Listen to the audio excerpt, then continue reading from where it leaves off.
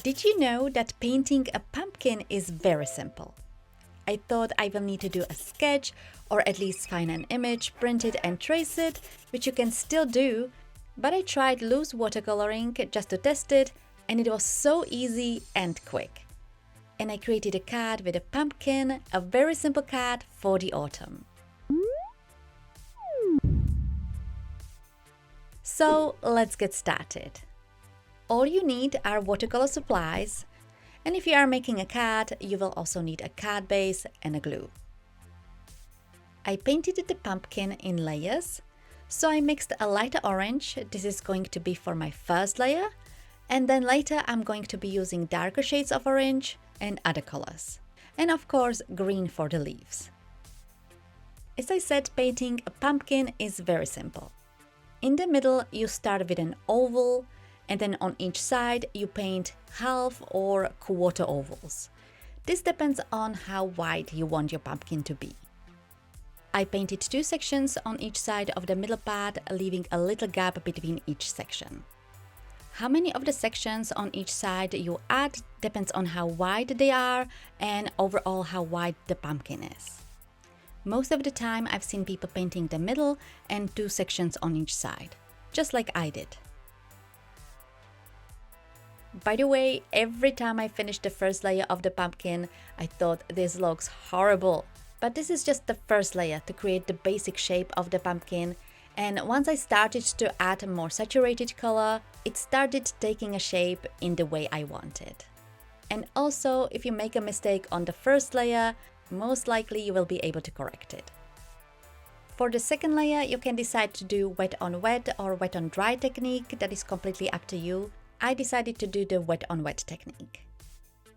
The pumpkin was already dry at this point.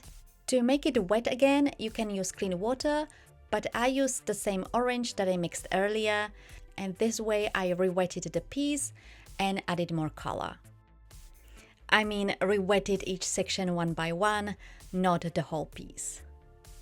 Then I used the orange and red directly from the pan, and I painted the edges of each section, letting it mix with the wet parts. I also used the burnt sienna and burnt umber, which I dropped here and there just to randomly add additional color and make it more interesting. I was trying not to overwork it. You can of course do more, for example do more shading.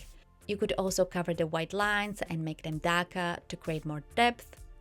This was not my aim, I just wanted to be very simple.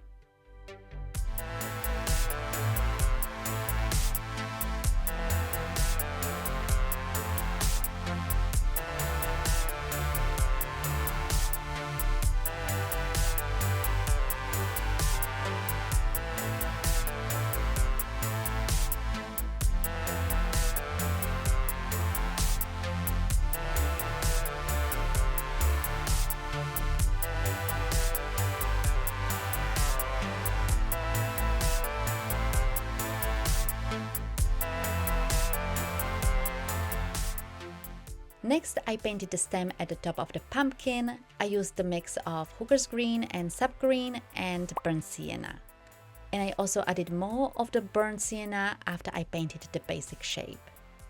Since the pumpkin was still wet when I added the stem, the colors mixed, which is something I really like.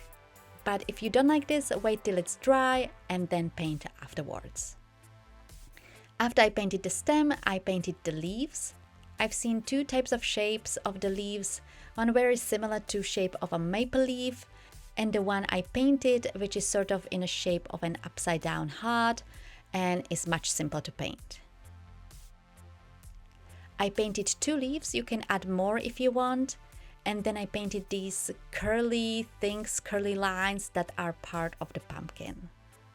For the lines, I used the new brushes I bought recently in Lidl. They were selling these long bristle brushes in various sizes, and they are great for these kind of lines.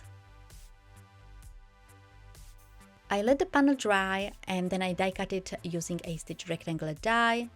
This is completely optional, but if you would like to have it smaller, you could also use a paper trimmer. And I also stamped a greeting using a black ink. For the sentiment, I used a stamp that says thank you. You can use any other greeting. I actually didn't have any specific occasion in mind, but later I made another card with a pumpkin, which was for birthday, so there I used a happy birthday sentiment. I will show you the card at the end of this video. I also decided to add splatter across the panel using the same colors I used for the pumpkin, but again, this is something you can leave out. I adhered the panel on top of a card base. I used a liquid glue to adhere it, and that's it. That's the card. Very quick and simple. I was really surprised how simple it was to paint.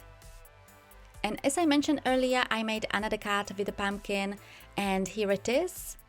This one is a little bit darker than the other one and a little bit wider, but I painted them in the same way.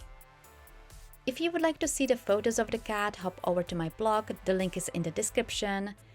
And if you would like to see another autumnal inspiration doing loose watercoloring, check out this video with watercolor leaves, where I not only made a card, but also a matching envelope, tag, and a bookmark.